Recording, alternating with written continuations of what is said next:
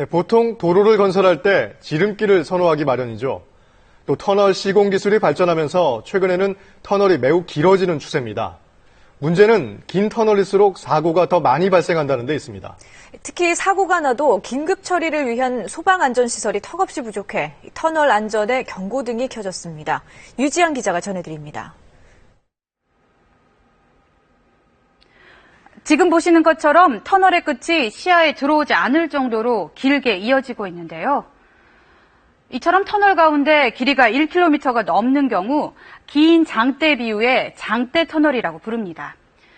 지난해 말 기준으로 전국에는 1,570여 개의 터널이 있는데 이 가운데 306개, 즉 5곳 가운데 한 곳이 장대 터널입니다. 특히 이 300여 개 장대 터널 가운데 100여 곳이 최근 5년 사이 건설됐습니다. 장대 터널이 교통사고에 취약한 이유는 뭘까요? 현장 취재했습니다. 터널 앞에서 승합차가 뒤집히면서 운전자가 튕겨나가고 터널 안에선 전복된 승용차에서 긴박하게 구조작업이 이뤄집니다. 이 터널은 길이가 약 2km에 이르는 장대 터널입니다. 9분 길이 이어지는 구조입니다. 터널로 들어가서 운전할 경우에 있어서는 시야가 많이 좁아집니다. 내리막길하고 커브 구간을 잘 인지 못하게 됩니다. 그럴 경우가 사고가 많이 발생되는데 산을 뚫어 만드는 터널의 특성상 길이가 길수록 급커브와 급경사 구간이 많아져 다른 터널에 비해 사고 발생 비율이 높은 겁니다. 터널에 들어가기 직전에 이처럼 차로가 급격히 줄어드는 것도 사고 위험이 높아지는 또 다른 이유입니다. 이 터널 입구에선 한 방향 4개 차로가 2개로 줄면서 차량들이 차선을 바꾸려고 엉키기 일쑤입니다. 이렇다 보니 지난 5년간 사고가 많이 일어나는 10개 터널 가운데 8곳이 모두 장대 터널. 여기서만 334건의 사고가 발생해 740명이 다쳤습니다. 호남 지방 같은 경우에는 한 4km 정도 되는 터널이 있잖아요. 그런 터널은 참 위험하죠. 그 시야가 너무 멀기 때문에. 특히 최근에는 시공 기술의 발달로 터널이 더욱 길어지는 추세입니다. 운전자들은 긴 터널을 지날 경우 속도를 줄이고 안전거리를 확보하는 한편 차선을 변경하지 않아야 사고 위험을 줄일 수 있다고 전문가들은 권고합니다. 이런 터널은 화재에도 취약합니다.